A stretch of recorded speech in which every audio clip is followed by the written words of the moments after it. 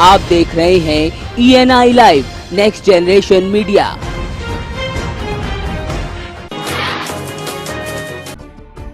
UP में तीसरे चरण के मतदान के चलते कन्नौज में वोट डाले गए। भारी सुरक्षा के बीच यहां मतदान शुरू हुआ तो वहीं यहां पुलिस अधीक्षक ने भी लाइन में खड़े होकर वोट डाला। मतदान को लेकर लोगों में खासा उत्साह देखा गया। लोग घर से निकलकर मतदान स्थल तक पहुंच रहे थे।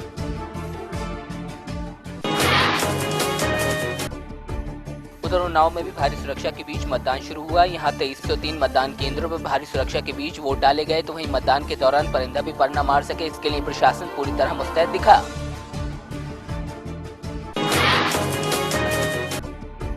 फैजाबाद के रुदौली में भाजपा के राष्ट्रीय अध्यक्ष अमित शाह ने जनसभा को संबोधित किया। यहाँ अमित शाह सपा सरकार पर जमकर बरसे। उन्होंने कहा कि 15 साल में बुआ भतीजे ने सूबे को बर्बाद कर दिया। अमित शाह ने कहा कि प्रदेश में भाजपा सरकार बनने पर कत्लखाने बंद किए जाएंगे।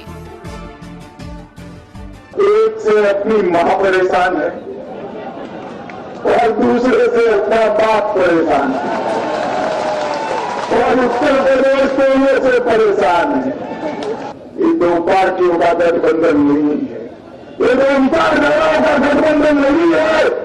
ये गठबंधन दो भ्रष्टाचारी परिवारों का गठबंधन है।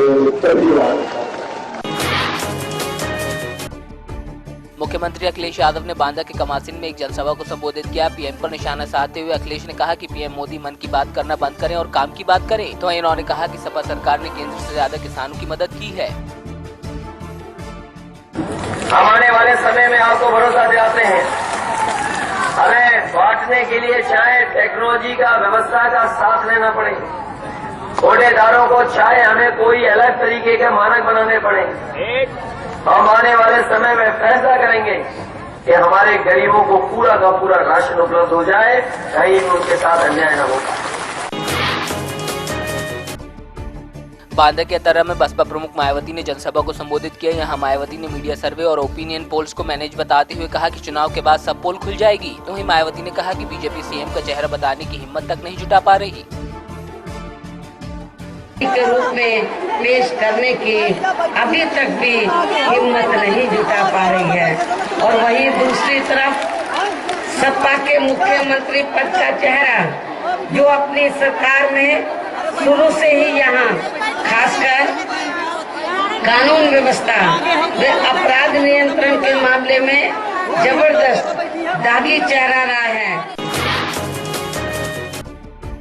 बांदा में कांग्रेस प्रत्याशी के समर्थन में अभिनेत्री अमीषा पटेल ने रोड शो किया। शहर के मुख्य मार्गों पर रोड शो की वजह से घंटों तक जाम की स्थिति बन गई। तो वहीं शहर के तमाम इलाकों में अमीषा पटेल का स्वागत किया गया।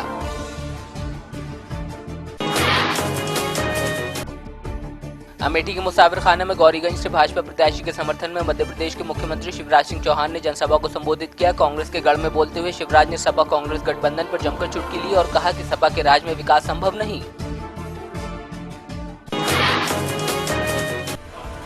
कुशीनगर के नेबुआ नौरंगिया थाने के नौरंगिया गांव में शादी की खुशियां मातम में बदल गईं। तेज रफ्तार पिकअप ने नौरंगिया गांव के पास NH 28 के किनारे ऑर्केस्ट्रा देख रहे 15 लोगों को रौंद दिया। इस घटना में 4 लोगों की मौत हो गई जबकि 1 दर्जन लोग गंभीर रूप से घायल हो गए। घायलों को जिला अस्पताल में भर्ती कराया गया है, जहाँ 3 लोगों की हालत नाजुक बताई जा रही है। घटना के बाद सैकड़ों लोगों ने NH 28B को नौरंगिया चौराहे के पास जाम कर दिया।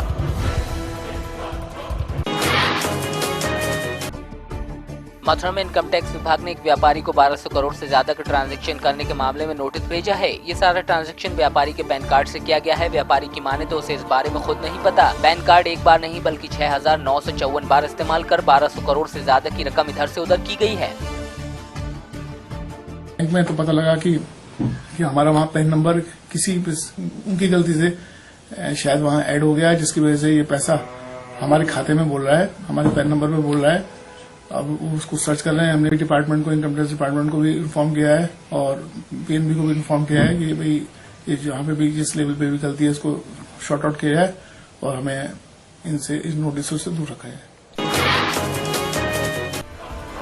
नवी मुंबई में मामूली बात को लेकर रिक्शा चालक और मजदूर के बीच मारपीट हुई, जिसमें गंभीर रूप से घायल मजदूर को अस्पताल में भर्ती कराया गया। तो वहीं 2 दिन चले इलाज के बाद अब मजदूर ने दम तोड़ दिया। फिलहाल पुलिस ने आरोपी रिक्शा चालक के खिलाफ केस दर्ज कर लिया है।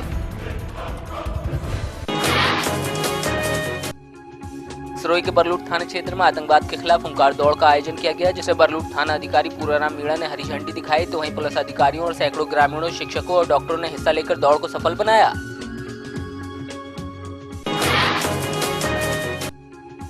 जोधपुर शहर विधायक कैलाश भंसाली के 75वें जन्मदिन पर जोधपुर विधानसभा क्षेत्र में लाखों के विकास कार्यों का लोकार्पण किया गया, तो वहीं रक्तदान शिविर का भी आयोजन हुआ, जिसमें 164 लोगों ने रक्तदान किया। जोधपुर के Chopasni housing board the winners institute में 12वीं के विद्यार्थियों का विदाई समारोह आयोजित किया गया, जिसमें बच्चों ने बढ़ चढ़कर हिस्सा लिया और रंगारंग कार्यक्रम पेश किए।